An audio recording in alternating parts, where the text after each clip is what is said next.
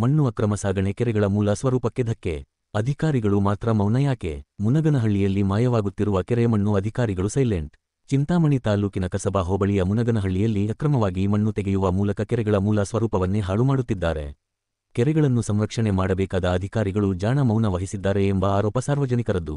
ತಾಲ್ಲೂಕಿನ ಮುನಗನಹಳ್ಳಿ ಗ್ರಾಮದ ಕೆರೆ ಹಾಗೂ ಅಂಗಳದ ಅಕ್ಕಪಕ್ಕ ಹಾಡಹಗಲೇ ರಾಜಾರೋಷವಾಗಿ ಇಲಾಖೆ ಅಧಿಕಾರಿಗಳ ಅನುಮತಿ ಪಡೆಯದೆ ಜೆಸಿಬಿ ಬಳಸಿ ತೋಟಗಳಿಗೆ ಅಕ್ರಮವಾಗಿ ಮಣ್ಣು ಸಾಗಣೆ ಮಾಡುತ್ತಿದ್ದಾರೆ.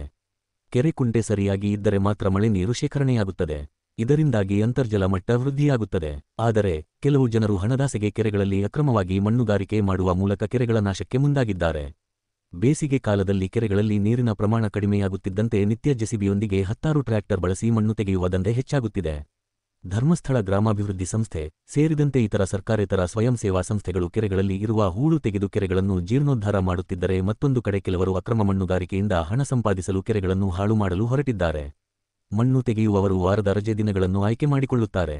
ಕಂದಾಯ ಮತ್ತು ಗಣಿ ಮತ್ತು ಭೂವಿಜ್ಞಾನ ಇಲಾಖೆ, ಸಣ್ಣ ನೀರಾವರಿ ಇಲಾಖೆ ಅಧಿಕಾರಿಗಳು ರಜೆ ಇದ್ದರೆ ಸ್ಥಳಕ್ಕೆ ಬರುವುದಿಲ್ಲ ಎಂಬ ಮುಂದಾಲೋಚನೆಯಿಂದ ಮಣ್ಣು ಎತ್ತುವುದು ಏಗಿಲ್ಲದೆ ನಡೆಯುತ್ತಿದೆ ಎಂಬುದು ಸಾರ್ವಜನಿಕರ ಆರೋಪ.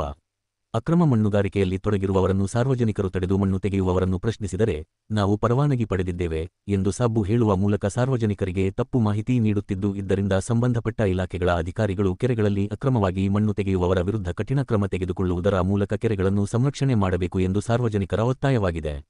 ಮುನಗನಹಳ್ಳಿಯ ಕೆರೆ ಹಾಗೂ ಅಂಗಳದಲ್ಲಿ ಅಕ್ರಮವಾಗಿ ಜೆಸಿಬಿ ಮುಖಾಂತರ ಮಣ್ಣು ಎತ್ತುತ್ತಿದ್ದನ್ನು ಸೆರೆ ಹಿಡಿಯಲು ಮಾಧ್ಯಮದವರು ಹೋದ ನಂತರ ಜೆಸಿಬಿ ಹಾಗೂ ಟ್ರಾಕಲ್ಲಿಂದ ನಾಪತ್ತೆಯಾಗಿದೆ. ಇದರ ಮಾಹಿತಿ ಕೂಡಲೇ ತಾಲೂಕು ದಂಡಾಧಿಕಾರಿಗಳ ಗಮನಕ್ಕೆ ತಂದ ತಕ್ಷಣ ಕಂದಾಯ ಇಲಾಖೆ ಅಧಿಕಾರಿಗಳು ಸ್ಥಳಕ್ಕೆ ಭೇಟಿ ನೀಡಿ ವಾಪಸ್ ಬಂದಿದ್ದಾರೆ. ಈ ಕುರಿತು ಸ್ಥಳೀಯ ಗ್ರಾಮ ಪಂಚಾಯತಿ ಅಭಿವೃದ್ಧಿ ಅಧಿಕಾರಿಯನ್ನು ದೂರವಾಣಿ ಮುಖಾಂತರ ಸಂಪರ್ಕಿಸಿದಾಗ ಕೆರೆಯಲ್ಲಿ ಮಣ್ಣು ಎತ್ತಲು ಪಂಚಾಯತಿಯಿಂದ ಯಾವುದೇ ಅನುಮತಿ ಕೊಟ್ಟಿಲ್ಲ ಎಂದು ಉತ್ತರಿಸಿದ್ದಾರೆ. ಇನ್ನು ತಾಲೂಕು ದಂಡಾಧಿಕಾರಿಗಳು ಮಣ್ಣು ಎತ್ತಿರುವವರ ವಿರುದ್ಧ ಕ್ರಮ ಜರುಗಿಸಲು ಸ್ಥಳೀಯ ಪಂಚಾಯಿತಿಗೆ ನೋಟಿಸ್ ನೀಡಿ ಮಣ್ಣು ಎತ್ತಿರುವವರಿಂದ ದಂಡ ವಸೂಲಿ ಮಾಡಲಾಗುವುದು ಹೇಳಿದ್ದಾರೆ.